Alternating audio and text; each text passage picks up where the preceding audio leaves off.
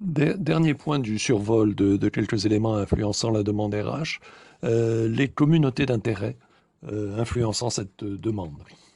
Alors, de quoi s'agit-il? On va d'abord essayer de présenter les choses en identifiant ces fameuses communautés d'intérêt. On examinera donc successivement trois points. Le cas général des communautés d'intérêt, le cas particulier des communautés sur les réseaux sociaux, et le troisième point sera l'influence des communautés d'intérêt sur la demande RH. Alors le cas général, de quoi s'agit-il? Depuis très très longtemps, depuis que l'humanité s'est formée en société, peut-on dire, les communautés ont une influence sur les individus. Donc la problématique qu'on essaye de présenter très très schématiquement et très très rapidement maintenant, c'est la problématique de l'influence des communautés humaines sur les individus, de quelle manière, et en particulier pour ce qui nous intéresse, à savoir le marketing RH, les individus peuvent être influencés par leur communauté. Il s'agit bien entendu essentiellement des futurs collaborateurs et des collaborateurs qu'on désigne comme des cibles du marketing RH. Alors, d'abord le cas général. Premier aspect, comme on a pris l'habitude, d'abord essayer de définir ce dont on parle. Une communauté, c'est un ensemble de personnes qui se reconnaissent comme partageant des caractéristiques ou des centres d'intérêt communs. Ça peut être des valeurs, ça peut être des croyances, ça peut être des normes, ça peut être des intérêts, différents types d'intérêts d'ailleurs, financiers ou pas financiers. Donc, sur Internet, on parlera volontiers de communautés virtuelles, mais on verra ça un peu après. Ces communautés peuvent être spontanées ou alors elles peuvent être créées, développées à l'initiative, par exemple, d'une entreprise. Et on connaît à ce moment-là des communautés de marques, des communautés de sites, etc. Ces aspects-là sont très bien connus, en particulier du point de vue du marketing produit. Donc la notion de communauté, le questionnement sur l'influence de la communauté d'intérêt sur les individus est quelque chose qui est bien maîtrisé quand même. Là, on cherche simplement à voir les impacts sur notre sujet, à savoir le marketing ressources humaines. Alors, quelle est la problématique donc en marketing ressources humaines, sachant que cette problématique est quand même dérivée largement du marketing en général? En fait, on identifie depuis les années 50, en suivant un auteur extrêmement célèbre et connu qui s'appelle Kurt Lewin, un auteur américain, on essaye d'identifier depuis les années 50 plusieurs canaux d'influence du groupe sur les individus ou du groupe sur ses membres. Il y a trois types de canaux qui sont bien identifiés, ou classés en tout cas, mais il ne faut pas se méprendre sur le fait que ce soit bien identifié. Je veux dire, ce sont des domaines qui sont en perpétuelle évolution, on le voit en particulier avec Internet. Premier domaine, c'est le rôle de ce qu'on appelle les leaders d'opinion, le rôle et l'action des leaders d'opinion. Deuxième domaine, c'est le rôle des groupes de référence. Et troisième domaine, le rôle des classes sociales, un rôle un peu plus classique. D'abord, l'action des leaders d'opinion. Ces leaders d'opinion ont un rôle central. Il y en a plusieurs sortes. On va rapidement balayer les différentes sortes de leaders d'opinion et puis les définir. Mais ces leaders d'opinion, d'abord, ont un rôle central à plusieurs titres. D'abord, ils personnifient les valeurs d'un groupe, souvent. Ou alors, et en même temps, ils ont une expertise dans un domaine donné. Et troisième aspect qui favorise le rôle central des leaders d'opinion, c'est qu'ils peuvent avoir aussi une position particulière dans le réseau des personnes qui les entourent. Alors un leader d'opinion est quelquefois difficile à identifier. On le définit généralement comme une personne qui exerce une influence sur son entourage et qui échange des informations, en particulier sur des produits, des marques. Mais ça a été largement ouvert à des domaines qui dépassent naturellement le marketing pour s'ouvrir en particulier à la politique. Le leader d'opinion fonde son autorité, c'est-à-dire sa capacité à influencer, sur différents aspects qui peuvent se cumuler ou se substituer l'un à l'autre, mais généralement ça se cumule. Il y a un effet lié à la notoriété. Un leader d'opinion est quelqu'un qui est généralement très connu. Le charisme, donc une autorité qui permet à la personne d'obtenir la confiance de ses interlocuteurs. Et puis une activité sociale très, très, très forte, en particulier, on dirait maintenant sur les réseaux ou dans les médias, mais ça pourrait être d'autres vecteurs hein, de cette activité sociale, par exemple les partis politiques, par exemple des églises, des congrégations, etc., etc., ou des universités. Tout cela se combine généralement avec un niveau d'expertise qui peut être relativement élevé, tout dépend le domaine d'intervention du leader d'opinion. Les personnes à l'origine de la notion de leader d'opinion sont essentiellement des sociologues américains. On peut citer quelques noms qui sont très connus dans le milieu. D'abord Robert Merton, qui est décédé en 2003. Charles Wright Mills, qui est décédé en 1962. Paul Lazarsfeld, décédé en 1976, et Eliyahu Katz, né en 1926. Ces concepteurs sont pour la plupart donc des universitaires américains qui sont partis à partir des années 50 et ont développé dans ces années-là le concept de leader d'opinion autour de problèmes essentiellement de sciences politiques, c'est-à-dire autour des problèmes d'élection, en particulier d'élections présidentielles aux États-Unis, pour voir comment se faisait l'influence sur les électeurs, et ont conçu un système d'influence à 2 étages à partir de la fin des années 50.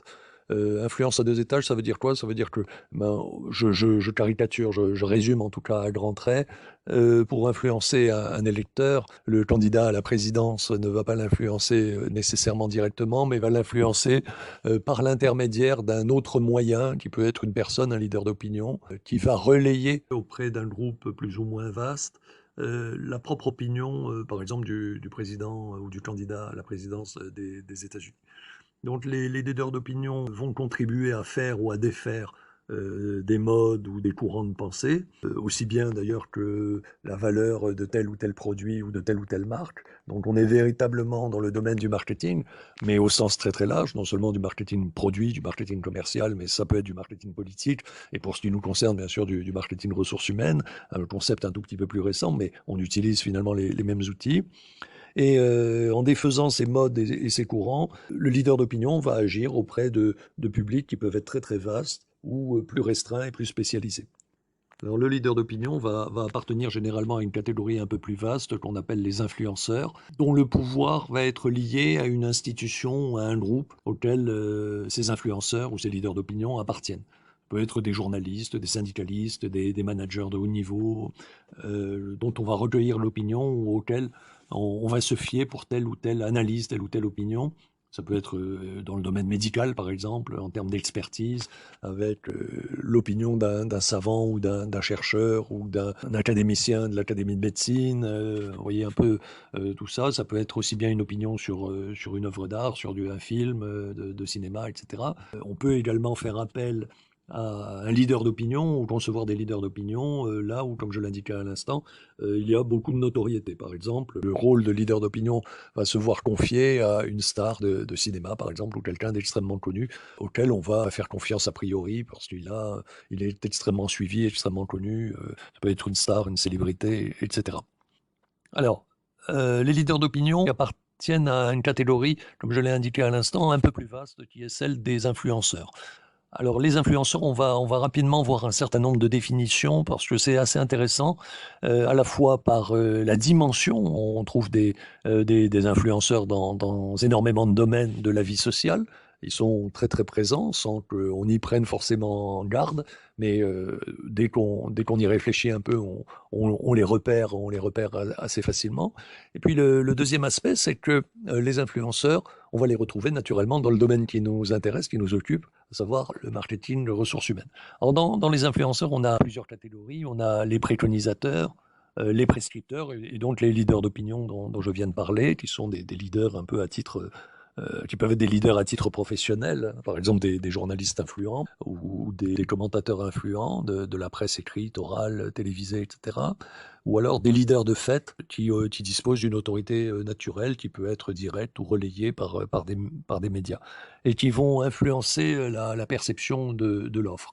Alors, je reviens quelques secondes sur les préconisateurs, les prescripteurs et les leaders d'opinion avec quelques aspects de définition que j'ai tirés de l'ouvrage Mercator de l'édition 2017. qui est un ouvrage dédié essentiellement au marketing produit, mais qui est intéressant également pour notre problématique de marketing ressources humaines. Alors les prescripteurs, les préconisateurs, comme je cite cet ouvrage, ne font pas l'opinion publique, mais exercent leur pouvoir sur des individus isolés ou des petits groupes. Leur autorité tient à leur expertise professionnelle et à leur intervention dans la décision d'achat. Donc là, on est bien dans le domaine du marketing, mais on peut voir en transposant là où c'est utile la manière dont cette question peut être utilisée en marketing RH. Cette présentation peut être utilisée en marketing RH. Et puis, comme je l'indiquais tout de suite avant, les leaders d'opinion, eux, contribuent à faire et à défaire les modes et les courants de pensée, aussi bien auprès de très vastes publics que de publics très spécialisés. En complément de ce que je viens de dire, je joins un document d'Anaïs Monteau de 2020, un article paru dans Les Échos, le supplément dit exécutif, les influenceurs à la recherche d'autres revenus que la publicité. Effectivement, là je fais une toute petite parenthèse de quelques secondes. L'environnement dans lequel nous sommes depuis plusieurs années, je dirais, et en particulier avec le développement des réseaux sociaux, permet et renvoie la notion d'influenceur à un véritable métier avec le souci de monétiser, comme on dit, cette activité d'influence. On est toujours sur le schéma, si on y réfléchit bien, de l'influence à deux étages, c'est-à-dire que l'influenceur va chercher non seulement à influencer son public, mais lui-même va être influencé ou activé, je dirais, par exemple, par une firme, par une marque, par du personnel politique, etc., pour essaimer et diffuser une tendance dans l'opinion. Donc la question centrale désormais, c'est comment on peut faire de l'argent, si je puis parler brutalement, avec ce rôle d'influenceur. On envisage donc plusieurs canaux d'influence sur les individus. On vient de voir très très rapidement le point qui est celui de l'action des leaders d'opinion sur les individus, pour les conduire finalement à opter ou à se diriger vers l'emploi, par exemple, dans telle ou telle firme. Si on réduit notre problématique, comme je l'indiquais à l'instant, de marketing RH et marque employeur. On va voir maintenant un deuxième point qui est celui de l'influence des groupes de référence, et on terminera par l'influence des classes sociales. Alors, l'influence des groupes de référence, des groupes de pairs ou des réseaux au sens matériel du terme, non pas des réseaux informatiques ou des réseaux sociaux dont on parle maintenant, on verra ça dans un second temps, mais tout simplement des réseaux, des familles, des amis, des clubs, etc. Donc, on va voir l'action de ces groupes de référence. Alors, ces groupes, à un moment, vont servir de référence dans la détermination de la demande d'un individu, dans la formalisation de la demande d'un individu, membre ou non membre d'ailleurs de ces groupes. La référence qu'imposent ou que déterminent ces groupes peut être positive, au sens où l'individu va avoir des comportements et des valeurs qui vont être approuvés ou qui approuvent, je dirais, l'action de ces groupes ou imitent l'action de ces groupes, ou au contraire, on peut concevoir tout à fait une vision négative. Le groupe peut avoir une influence négative sur les individus, c'est-à-dire que le groupe aura des valeurs ou des comportements qui vont être rejetés par les individus. Si on élargit aux réseaux sociaux, par exemple, on pourra parler de bad buzz, et en particulier pour ce qui concerne les firmes, qui nous intéressent un peu directement ici. Donc, il y a cet aspect-là. Alors, dans les groupes de référence, les groupes de pairs et les réseaux, on a plusieurs canaux d'influence sur les individus que je vais me contenter de lister en indiquant deux ou trois aspects lorsque ce sera nécessaire. Mais je vais passer relativement vite. Je crois que les choses seront assez nettes malgré tout. On vit tous dans un environnement qui est largement conditionné par la culture, c'est-à-dire nos habitudes de vie, les habitudes de vie des groupes auxquels on est affilié, volontairement ou involontairement. Ça peut être bien sûr des familles, ça peut être des groupes sociaux beaucoup plus larges, ça peut être des collègues, ça peut être tous ces aspects-là. Par exemple, on peut être conditionné sur l'organisation d'un mariage. Une personne peut vouloir se marier avec une autre dans l'intimité, dans un cercle tout à fait restreint, alors que, au fond, la tradition pourrait être, au contraire, de faire du mariage une grande fête avec énormément de monde. Et dans certains cas, même le nombre de personnes invitées au mariage va permettre une sorte de classement dans la réussite, entre guillemets, de l'événement. Voilà le type de pression culturelle qu'on peut avoir. Deuxième type de canal d'influence du groupe de référence sur l'individu, un canal qui est celui de la peur de la déviance. Certaines personnes peuvent être très très influencées par la peur de dévier ou d'avoir un comportement déviant. Et au contraire, on peut vouloir se conformer au maximum avec l'opinion du groupe auquel il appartient, le groupe pouvant être très très large. Alors ça peut être par exemple, imaginons en Martinique, vous avez l'idée que c'est mieux de circuler avec un masque chirurgical. Ou alors au contraire, tout le monde porte des masques chirurgicaux, mais vous pensez qu'il vaut mieux ne pas en porter, donc vous n'en portez pas. La capacité de résister au fait de porter un masque ou de ne pas porter de masque peut également révéler donc, ce type de phénomène ou provenir de ce type de phénomène. On a peur de dévier ou au contraire, on s'en fiche pas mal et ça ne nous gêne pas. Mais la peur de la déviance, c'est souvent un moyen de pression, et c'est d'ailleurs comme ça que fonctionnent, je dirais, les systèmes politiques. Si on dit à 400 000 personnes n'allez pas à la plage et que demain il y a 50 000 personnes ou 60 000 personnes qui vont à la plage, ben, le système ne fonctionnera pas. Pour que le système fonctionne, il faut qu'il y ait 3, 4, 10, 50, 60 personnes qui aillent à la plage un peu en se cachant, mais le système ne fonctionnera que si justement les gens ont peur, indépendamment du gendarme et indépendamment du policier, ont peur de la déviance. Troisième type de canal d'influence du groupe sur l'individu, l'implication qu'on peut avoir dans le groupe. Vous pouvez être un militant politique ou syndical ou un militant associatif, et dans ce cas-là, ce n'est pas la peur de la déviance ou la pression culturelle qui vous fera respecter le groupe ou les opinions générales du groupe, c'est simplement votre implication, vous vous sentez concerné et volontairement, vous respectez la règle du groupe. Quatrième possibilité, hein, c'est pas du tout exhaustif, bien sûr, on vient un tout petit peu de l'évoquer, le pouvoir officiel. C'est-à-dire que souvent, et c'est la manière souvent la plus simple et la plus directe et une des plus anciennes d'agir, on vous donne l'ordre de faire ça et puis vous le faites. Parce que vous appartenez à tel ou tel groupe, à telle ou telle société. Voilà, il est interdit de se promener plus d'une heure ou de faire des courses pour autre chose que ce dont on a vraiment besoin de manière impérative. Et bien, voilà, c'est un ordre du pouvoir officiel, vous le respectez, puis il n'y a pas de souci avec ça. Ça peut être aussi un pouvoir qui n'est pas strictement public, mais qui peut provenir d'un ordre professionnel ou éventuellement d'une fédération sportive, ou respecter les règles de la fédération, etc. Donc il y a une multitude de pouvoirs à caractère officiels qui ne sont pas nécessairement des pouvoirs gouvernementaux ou politiques, mais qui s'imposent aux gens qui appartiennent, par exemple, à la communauté du football, à la communauté des habitants de Martinique. Voilà. En recouvrant ce qu'on vient d'évoquer, il existe aussi un pouvoir de fait, c'est-à-dire le pouvoir qui s'impose aux individus, ou le pouvoir par lequel les décisions ou les opinions d'un groupe s'imposent aux individus n'est pas forcément un pouvoir officiel, un pouvoir lié à la pression culturelle, un pouvoir lié à la peur ou à l'implication de l'individu dans le groupe. Il peut y avoir aussi un pouvoir de fait qu'on a un tout petit peu évoqué, par exemple le pouvoir de certains des canaux d'influence, de leaders d'opinion. Au fond, vous vous laissez conquérir, je dirais, par telle ou telle opinion qui vous paraît raisonnable et par volonté ou par paresse, vous faites confiance à ce qu'on vous dit, parce que c'est la majorité, par exemple, qui le dit, ou du moins, ça semble être la majorité. Dernier type, enfin c'est pas le dernier type, mais autre type de canal d'influence sur l'individu, qui est très très fort, ce sont les recommandations émanant de pairs. On s'aperçoit que de plus en plus, les gens font confiance à des pairs, à des collègues, à des amis sur telle ou telle chose, que ce soit une information dans le domaine politique, dans le domaine sanitaire, ou une information technique, par exemple, sur tel ou tel véhicule, tel ou tel matériel que vous souhaitez acheter, etc.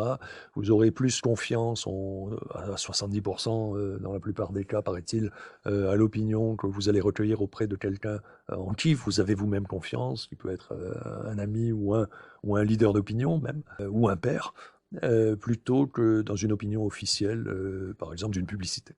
Alors dans ce contexte, il y a plusieurs types de groupes ou de communautés d'intérêt.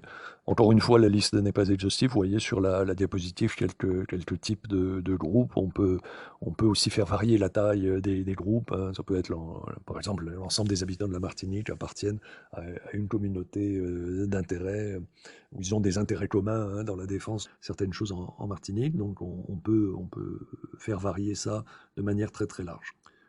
Alors, je signale en document quelques articles très très intéressants, en tout cas également très récents, sur ces questions-là. Donc, je vous invite à les lire attentivement. Ils sont, à mon avis, très très intéressants pour le sujet qui nous occupe.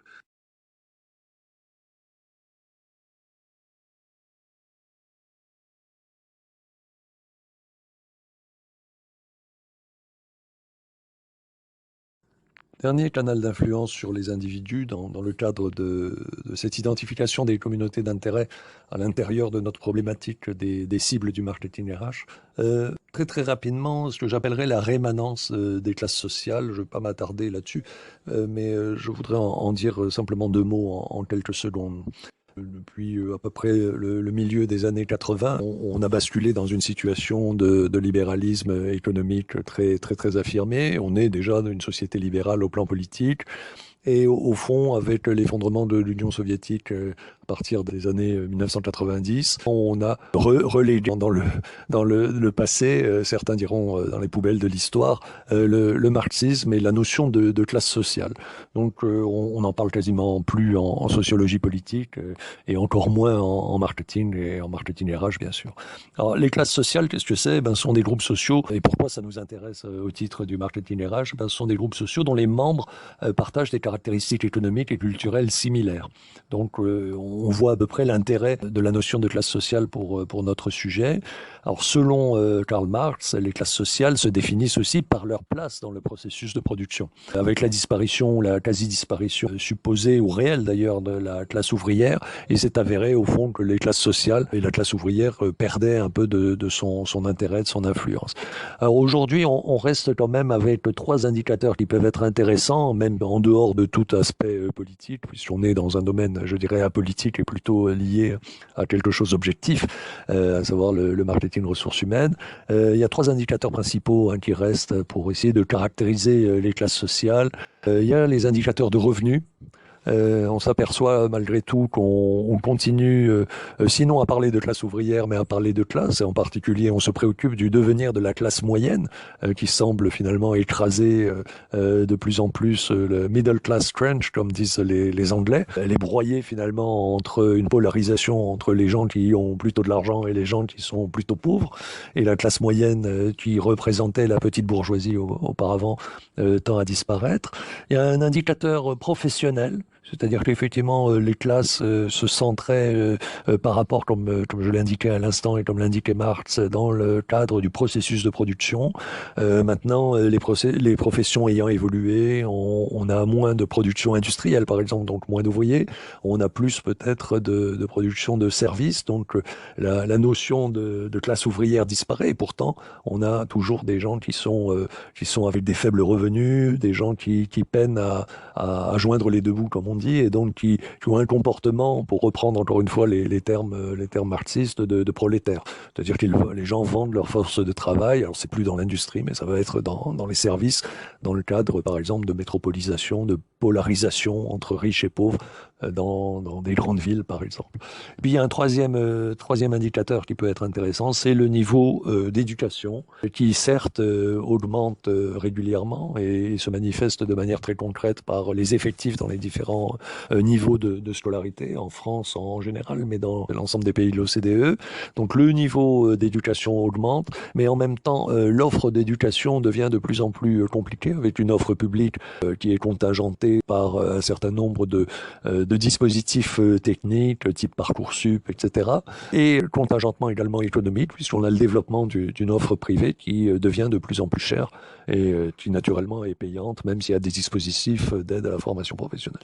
Donc voilà, ne pas oublier dans un coin dans notre mémoire que parmi les communautés d'intérêt, il peut exister dans certains cas ce que j'appelle la rémanence des classes sociales qu'on croyait disparues et qui ont pas mal de plomb dans l'aile quand même. Après avoir examiné le cas général des communautés d'intérêt dans notre section relative à la demande émanant des cibles du marketing RH et de la marque employeur, donc après avoir examiné ce cas général, on peut évoquer rapidement le cas particulier des communautés d'intérêt sur les réseaux sociaux. Je ferai un préalable cependant. Je crois qu'il faut vraiment faire attention à ne pas être définitif sur ce problème, comme sur les autres d'ailleurs, mais sur ce problème en particulier, car en fait, si on y regarde bien, tout évolue très vite dans ce domaine. Quand on se tourne sur un passé très récent de quelques années, on voit bien que l'évolution est quand même très très rapide et que par conséquent, le risque est relativement fort et même très fort, non seulement de se tromper, ça c'est effectivement un risque, une possibilité qui n'est pas du tout à exclure, se tromper sur les perspectives, sur l'avenir, sur le devenir des communautés sur les réseaux sociaux, et les réseaux sociaux en eux-mêmes, mais aussi le risque, deuxième risque, celui d'oublier quelque chose d'important ou de passer à côté de quelque chose d'important. Je crois qu'il faut vraiment faire attention à ça. Donc je vais faire une petite présentation assez rapide de ce cas particulier des communautés sur les réseaux sociaux pour ne pas faire l'impasse sur cette question-là, mais quand même ne pas approfondir non plus ce domaine en pleine évolution. Quelques définitions tout d'abord, comme on a pris l'habitude de le faire. D'abord, définition des médias sociaux. Alors les médias sociaux, ce sont des sites internet qui diffusent des contenus et sont accessibles aux internautes. Les réseaux sociaux sont également des sites internet qui permettent la création et l'échange d'informations et de contenus entre des individus, entre des groupes, ainsi que la constitution de communautés. Le terme réseaux sociaux est donc un sous-ensemble, si vous voulez, des médias sociaux avec cette particularité de pouvoir constituer des communautés de fait, de personnes qui se rassemblent et qui communiquent à travers un réseau social particulier. Un réseau social particulier. Alors, l'importance des réseaux sociaux quantitativement et qualitativement. Alors, quantitativement, les chiffres évoluent très très vite. Voilà quelques chiffres qui datent de février ou janvier de 2020. On a une population sur la Terre de 7 milliards 750 millions de personnes qui sont urbanisées à au moins 55%. L'équipement en téléphone mobile est de 5 milliards 190 millions de moyens de téléphonie mobile, donc un taux de pénétration, comme diraient les gens du marketing, de 67%. Internet est accessible à 4 milliards 540 millions d'utilisateurs. Et les personnes actives sur les réseaux sociaux seraient de l'ordre de 3 milliards 800 millions, donc près de la moitié de la population mondiale. Donc quantitativement, ce sont des chiffres tout à fait impressionnants. Il faudrait les reporter ou les comparer aux quelques années précédentes. Comme je l'indiquais à l'instant, les évolutions sont quand même très très rapides dans ce domaine-là. L'importance qualitative maintenant, si on peut dire, des réseaux sociaux. En fait, les réseaux sociaux ont mis en œuvre un nouveau mode de relation entre les personnes. Et ce nouveau mode de relation entre les personnes, les firmes et leurs clients n'y échappent pas. En particulier, ce mode de relation permet des interactions, contrairement au site web classique, entre guillemets, si je peux employer ce terme, où la communication était descendante, mais contrôlée par la firme. Désormais, à travers les réseaux sociaux, la communication se fait dans les deux sens, entre les clients ou les usagers et les firmes.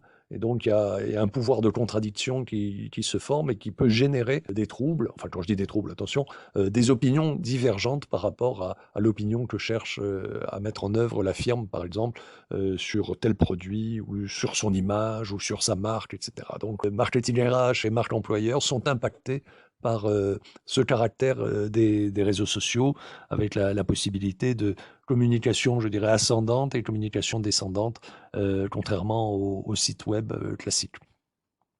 Alors, il y a plusieurs types de réseaux, on va les parcourir ensemble très rapidement. D'abord, il y a les blogs.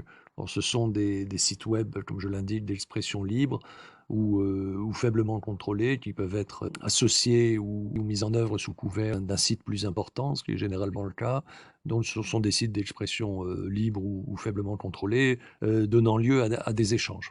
Alors, les échanges et les consultations de ce genre de site créent, par le fait même, sans qu'il soit besoin de créer officiellement des communautés, donc créent de facto des communautés d'intérêt sur les réseaux.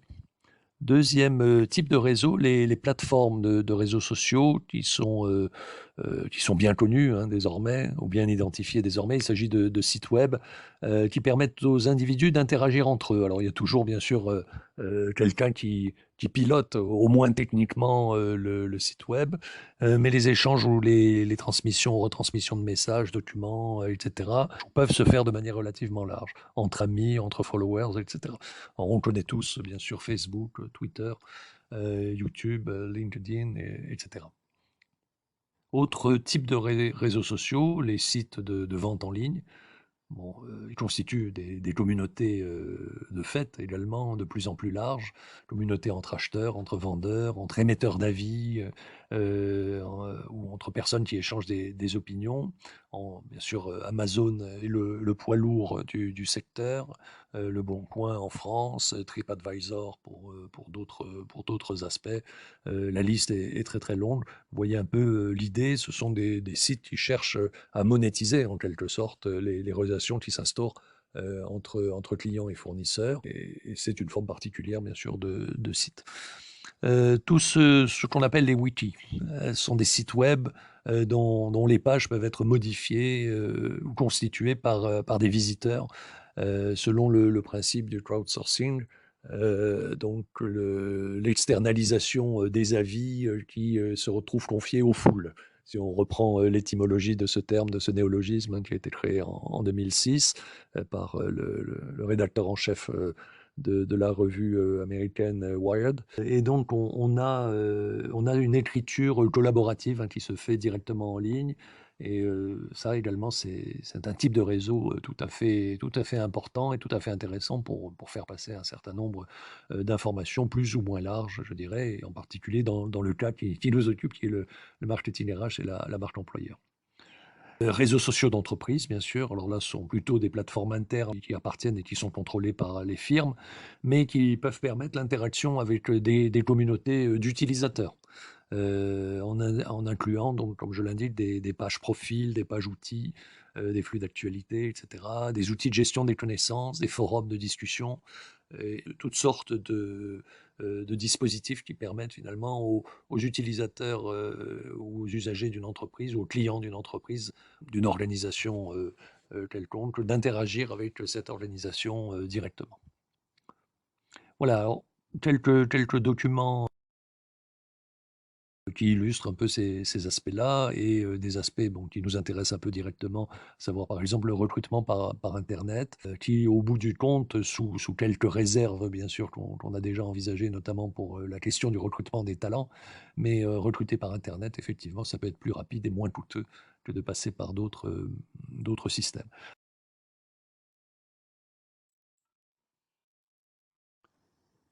Quels sont les caractères communs de la plupart de ces réseaux? D'abord, le développement, l'existence et le développement de plusieurs moyens techniques d'accès. Désormais, les tablettes, les smartphones, les ordinateurs, pour ne citer que, permettent d'accéder à ces réseaux. C'est un premier point qui est justement lié au développement d'une certaine diversité des moyens techniques d'accès.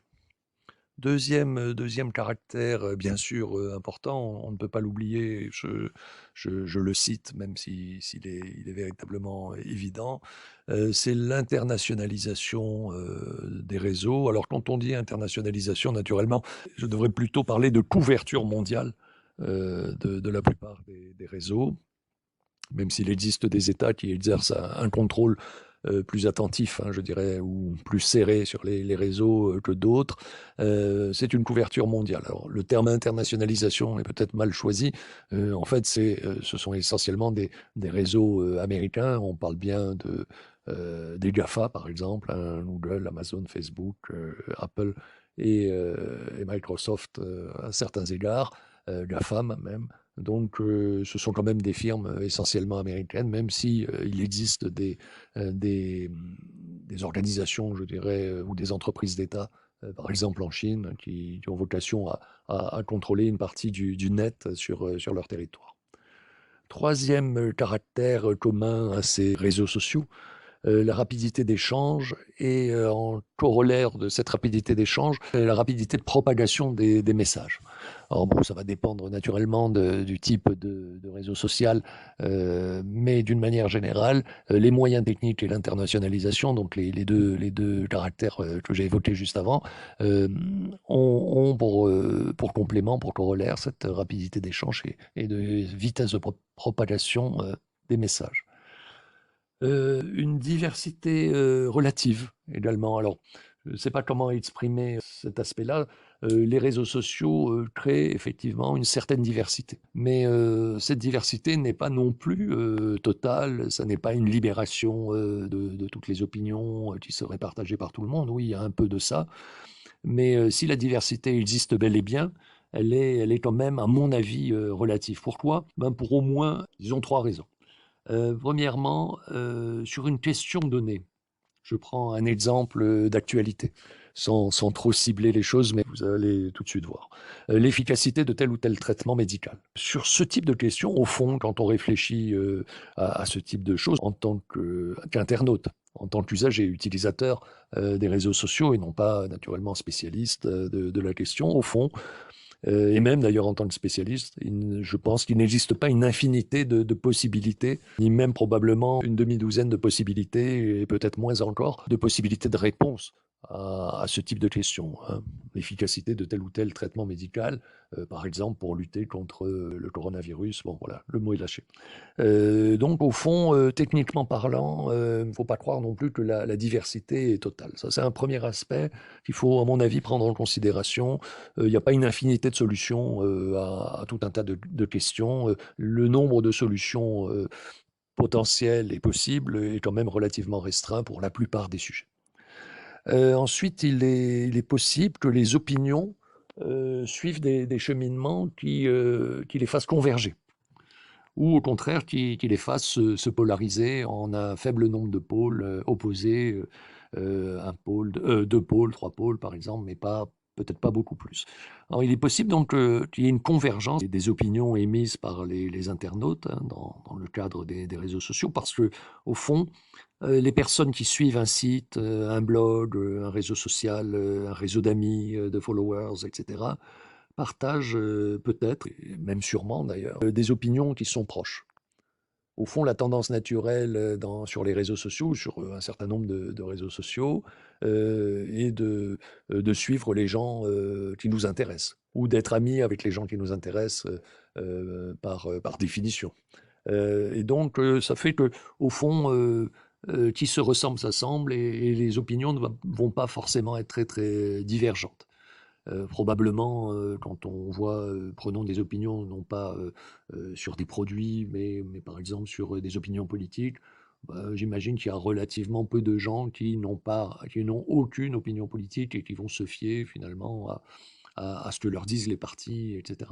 On va plutôt rechercher, si on n'a pas d'opinion sur un sujet donné, on va plutôt rechercher l'opinion d'une personne qu'on connaît ou qu'on estime, etc. Donc, je vous renvoie à ce qu'on a dit précédemment sur les leaders d'opinion, par exemple.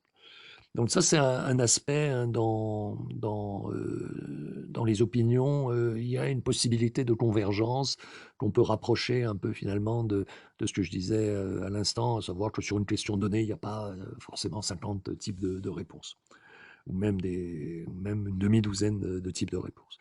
Ou alors, donc, au lieu de converger, il est possible que les réponses divergent, mais se polarisent autour d'opinions, en nombre restreint quand même, autour de personnes, comme on vient de l'évoquer, par exemple des leaders d'opinion dans différents domaines, qui vont prendre la direction des opérations et qui vont nous dispenser de nous faire une opinion précise, documentée de tout. On va se référer à ce que pense Monsieur X, Madame Y, Monsieur Z, etc. Donc on va souvent, là aussi, même en cas de divergence et de polarisation, se rapprocher en fait des analyses des personnes qu'on estime, ou au contraire refuser les analyses des personnes qu'on déteste, par exemple sur les réseaux sociaux. Puis peut-être un troisième aspect sur cette diversité relative, peut-être qu'au fond, comme on l'a un tout petit peu vu, les personnes actives sur les réseaux sociaux, on a vu que leur nombre était quand même très très important, mais qu'est-ce que c'est être actif sur un réseau social? On a donné le chiffre de plus de 3 milliards d'internautes, mais les personnes réellement actives, qui pilotent ou qui ont l'intention ou la volonté de piloter les réseaux sociaux sont peut-être, en tout cas celles qui prennent la peine de s'exprimer dans un sens ou dans un autre, à défaut même de vouloir piloter les opinions, si on peut dire, ne sont peut-être pas aussi nombreuses qu'on croit hein, sur l'ensemble des sujets. Voilà, donc je ferme la parenthèse hein, sur la diversité relative hein, des réseaux sociaux. Il faut avoir cet aspect-là présent à l'esprit. Cette diversité existe, mais elle n'est pas aussi diverse, si j'ose dire qu'on peut le penser à mon avis. Hein.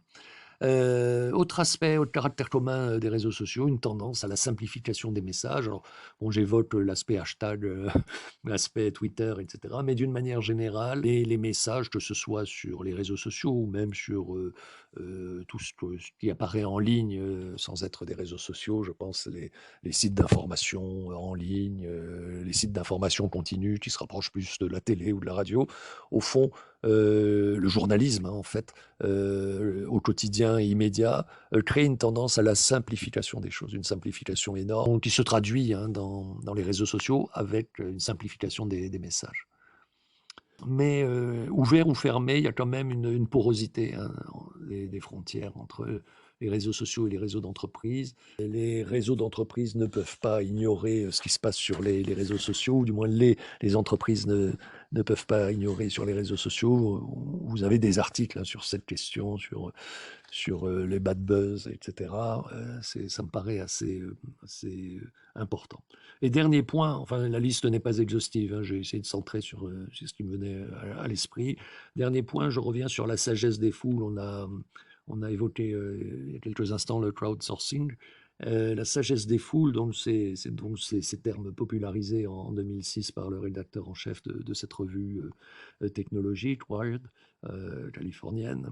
Ces termes seraient, enfin la sagesse des foules, ça serait un des caractères des réseaux ouverts. Alors ça c'est un point intéressant. Au fond, le présupposé, c'est que les foules regorgent de spécialistes et que au fond, si on laisse les foules s'exprimer, alors ça va à l'encontre quand même de beaucoup de choses, y compris de notre démocratie institutionnelle représentative. Si on laisse les foules s'exprimer, peut-être celles-ci peuvent produire des réponses de qualité en évacuant elles-mêmes les bêtises qui vont être éliminées. Je vous renvoie par exemple, sans aller beaucoup plus loin, au fonctionnement de Wikipédia, qui est quand même assez extraordinaire de ce point de vue-là.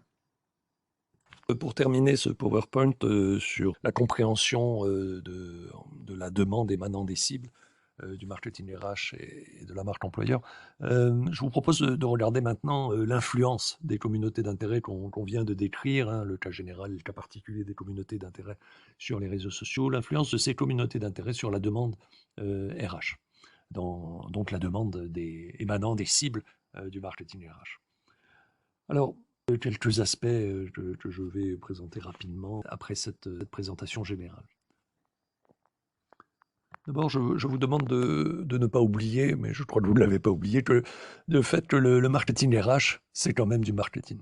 C'est-à-dire qu'au fond, comme je l'indique dans la diapositive, seul le client diffère, hein, je caricature à l'extrême, mais c'est un peu ça, seul le client diffère. Mais le but, c'est quand même d'élargir la demande, que ce soit la demande portant sur un produit donné, ou que ce soit la demande portant sur des emplois, sur une ressource humaine, cette demande dirigée vers la firme. Donc au fond, on va retrouver sans doute des méthodes qui existent déjà dans le marketing produit, et donc il n'y a pas de surprise là-dessus, c'est pas un hasard. Deuxième point, sur l'influence des communautés d'intérêt sur la demande RH, le renforcement de ces communautés par l'existence de médias sociaux et surtout par l'existence des réseaux sociaux, donc ce sous-ensemble des médias sociaux, va impliquer ou implique divers aspects que je ne vais pas développer, mais que je me contenterai de lister et vous analyserez ça vous-même si besoin. D'abord, ça augmente considérablement les capacités d'échange, bien sûr entre la firme et ses clients, bien sûr entre la firme et pour ce qui nous concerne, la marketing RH, les futurs collaborateurs et les collaborateurs, mais également entre les clients eux-mêmes, en tant qu'utilisateurs des réseaux sociaux, ou les futurs collaborateurs ou les collaborateurs eux-mêmes. Donc, la liaison entre firmes et clients au sens large, y compris futurs collaborateurs et collaborateurs, a pris de l'ampleur grâce aux réseaux sociaux. Les capacités d'échange donc augmentent considérablement. Deuxième aspect qu'on a vu, et c'est vraiment le nœud central des communautés d'intérêt, c'est que les gens se regroupent quand même par affinité. Alors les affinités peuvent être imposées, hein, par exemple dans le cadre de réseaux d'entreprises, dans le cadre d'ateliers, dans le cadre de bureaux d'études, dans le cadre d'organisations internes, etc. Ou peuvent être déterminées librement. Les gens vont s'apparier en quelque sorte de manière assez libre et plutôt par affinité. Ça va créer également, les réseaux sociaux et ces regroupements vont créer sans doute des effets de masse, mais également des effets de segmentation. Alors, effets de masse, qu'est-ce que j'entends par là? Ben, tout simplement, si je me reporte aux chiffres qu'on a vus tout à l'heure, donc je remonte rapidement à notre petit tableau. Vous voyez, on a quand même, en termes d'équipement en téléphone portable, voire en smartphone, on a plus de 5 milliards de personnes qui sont équipées. On a Internet qui couvre plus de 4 milliards de personnes. On a des gens actifs sur les réseaux sociaux qui couvrent près de 4 milliards de personnes. Donc, on voit que de ce point de vue-là, il y a un effet de masse. Mais également cet effet de masse, parce qu'il existe, parce que la masse est importante, on va pouvoir la segmenter. Alors, il y a des gens qui fonctionnent en segmentant, justement. Ça peut être aussi l'intérêt. On le voit en termes de marché politique, par exemple. On le voit dans d'autres types de marchés. On évoque l'élection de Donald Trump avec Cambridge Analytica, etc. L'achat de données auprès de Facebook pour essayer de se figurer comment les intentions de vote dans tel ou tel secteur. Donc, l'effet de masse permet l'effet de segmentation. On ne pourrait pas segmenter si la masse était toute petite. Quatrième point à souligner sans le développer, ben, au fond, les réseaux sociaux permettent une critique à la fois des produits, mais aussi bien sûr des firmes et plus largement des organisations, hein. Je note au passage le rôle des réseaux sociaux en matière d'organisation ou de désorganisation politique, comme on voudra, avec les printemps arabes, avec les gilets jaunes, et donc beaucoup d'exemples comme ça, si on cherche bien. Le fait d'avoir accès aux réseaux sociaux permet une critique facilitée. Enfin, il y a le problème qui émerge hein, de la réputation numérique. Je vous invite à lire un article du 16 janvier 2020. À l'heure des réseaux sociaux, les salariés, tous ambassadeurs de leur entreprise, point d'interrogation. Donc, c'est un article qui était paru dans le journal économique Les Échos. Un autre article très intéressant et très provocateur aussi, qui s'appelle Salariés sur les réseaux sociaux, amis ou ennemis de l'entreprise, point d'interrogation. Là aussi, c'est dans le même journal, mais en date du 4 février. Un aspect très intéressant. Au fond, on libère la parole. En libérant la parole, d'une certaine manière, les réseaux sociaux ouvrent la boîte de Pandore et il va y avoir un problème de contrôle, que ce soit pour les firmes ou pour les organisations en général, y compris les organisations politiques d'ailleurs.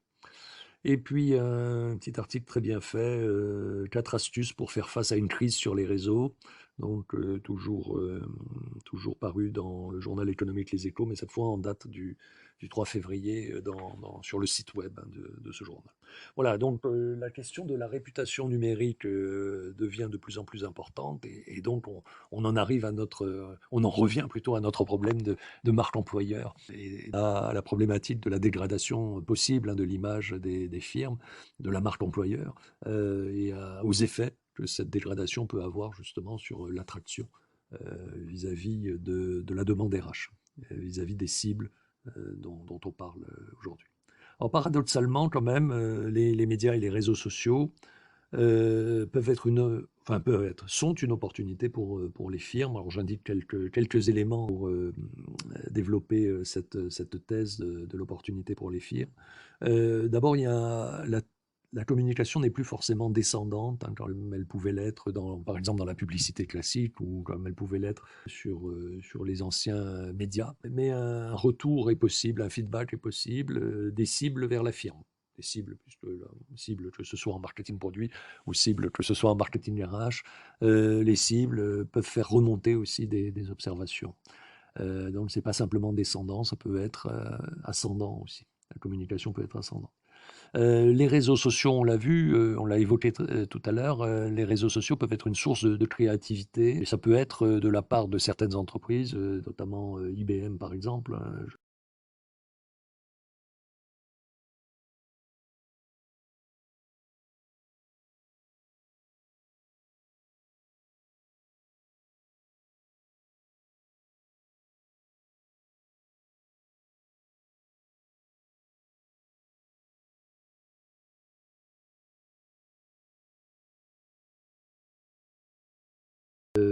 Mais ça avait été le cas pour les communautés d'intérêt internes avec Xerox il y a bien des années maintenant. On peut faire appel aussi à ce que j'évoquais tout à l'heure, à savoir le crowdsourcing, et ça c'est important. Par contre, la firme ne maîtrise plus à 100% son image, mais son image va être appropriée et vue par les communautés d'intérêt qui s'intéressent à la firme.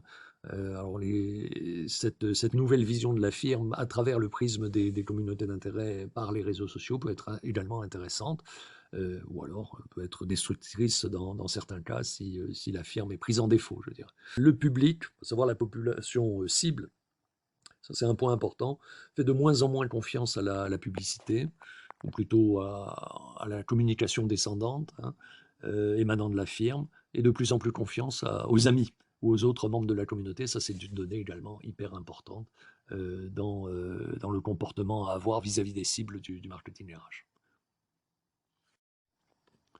Or, à la fois avec les réseaux sociaux, et j'en terminerai là, on a le maintien de l'ancienne donne et le développement d'une nouvelle donne, hein, pour essayer d'être didactique. Le maintien de l'ancienne donne, qu'est-ce que je veux dire par là? Mais en fait, on a le maintien de l'importance des communautés au sens large. Je dirais même que on accroît l'importance des communautés, elles existaient déjà avant les réseaux sociaux. On a le renouvellement de cette importance et l'élargissement probablement des communautés avec les réseaux sociaux. Ça, c'est un point à ne pas perdre de vue. De plus en plus de monde s'exprime, de plus en plus de monde développe des intérêts convergents, même si le nombre de communautés augmente finalement. Mais ça, c'est une donnée qui est confortée par les réseaux sociaux et qui existait déjà auparavant, mais peut-être en moindre quantité. Les communautés et les réseaux ne sont pas considérés comme juges et partis par leurs membres. C'est-à-dire qu'au fond, les gens qui appartiennent à des communautés d'intérêt, à travers notamment les réseaux sociaux, pour la plupart, n'ont pas le sentiment, alors que c'est probablement une vérité, n'ont pas le sentiment d'être à la fois juge et parti. Ça les met en situation critique, je dirais, par principe, vis-à-vis des firmes qui font de la publicité. Donc, qui ont une vision, je dirais, non pas objective, mais très engagée de leurs propres produits ou de leur propre image ou de leur propre marque. Donc les gens, en gros, ne vont pas faire confiance à la firme parce qu'il est normal que la firme vende son propre produit d'une manière générale, se mette en avant, que ce soit de la communication politique, hein, parti politique, gouvernement, que ce soit de la communication, je dirais, à vocation commerciale, vente de produits, que ce soit de la communication pour le recrutement de futurs collaborateurs ou de collaborateurs.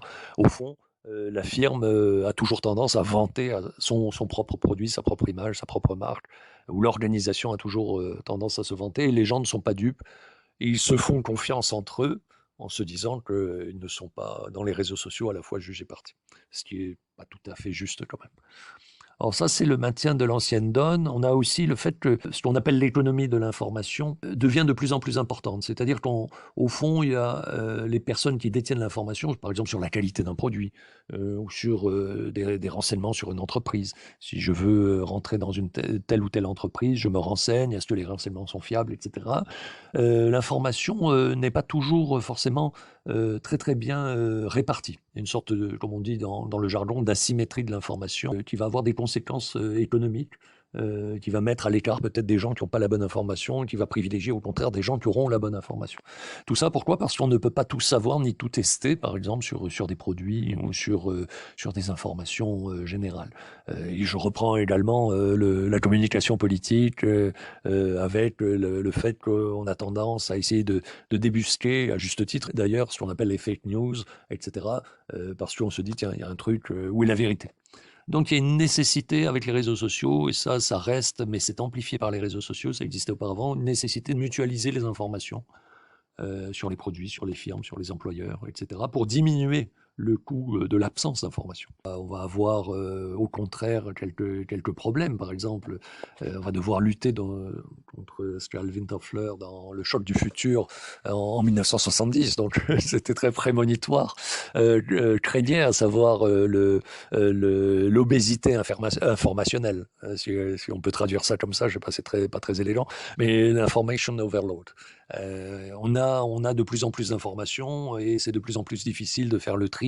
Je fais une petite parenthèse en disant que les études supérieures changent de nature. Il y a 40 ans, il y a 50 ans, on n'avait pas l'information et on travaillait à rechercher l'information. Maintenant, on a trop d'informations et on doit travailler à serrer, à trier l'information et à avoir les clés de l'information et les formations dont on dispose.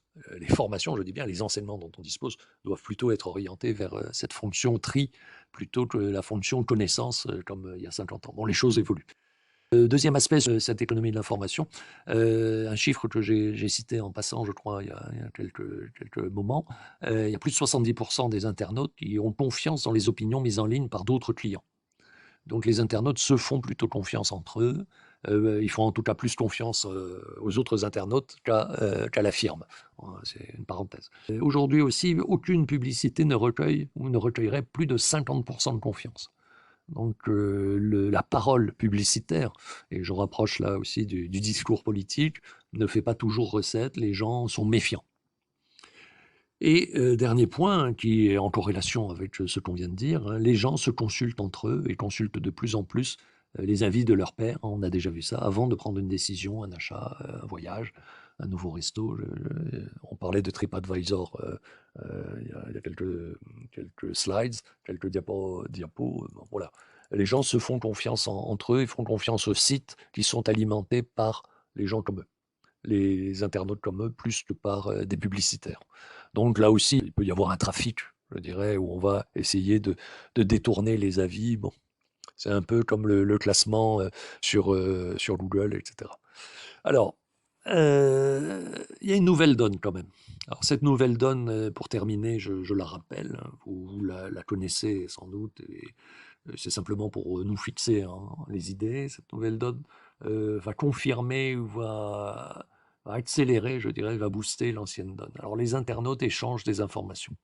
Bon, la belle information en soi, mais ça veut dire quoi? Ça veut dire que en fait, on a ce qu'on pourrait appeler une conversation globale et non plus une information, une communication descendante. Ça, c'est un point nouveau et qui est permis par les réseaux sociaux.